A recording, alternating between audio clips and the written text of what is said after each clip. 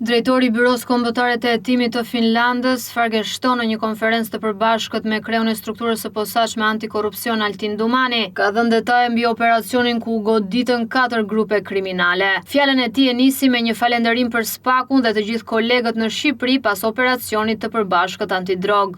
Faleminderit zoti Dumani, dëshiroj së pari që të përgëzoj të gjithë kolegët që morën pjesë në këtë operacion të përbashkët sot në mëngjes.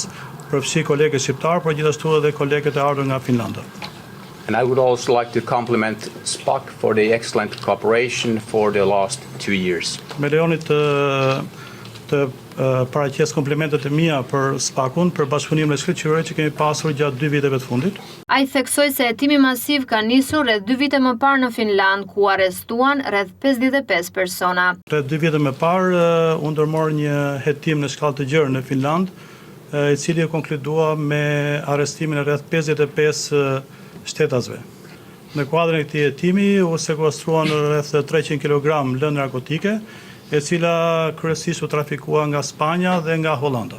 Nga sasia totale e lëndës narkotike të sekuestruar në Finland, rreth 170 kanë qenë amfetamin, 10 kg kokainë, dhe sa pjesa tjetër ka qenë rreth 100 kg kanë qenë marijuan, ndërsa pjesa tjetër kanë qenë disa tableta lëndës narkotike. Nga hetimi i ndërmarrë në Finland rezultoi që drejtuesi kryesor të këtij trafiku të lëndëve narkotike ishin shtetas të cilët përponin nga Shqipëria. The drugs were transported by a truck. Njëra nga rrugët e ndjekur nga grupet kriminale atje ka qenë transportimi i lëndëve narkotike nga Hollanda në Finland duke përdorur kamion. A Polish truck and a Polish driver. Një kamion me targa polake, si dhe një shofer polak. Cannabis was sent from Spain to Finland. Për sa përket kanabisit, ai trafikohej nga Spanja në drejtim të Finlandës.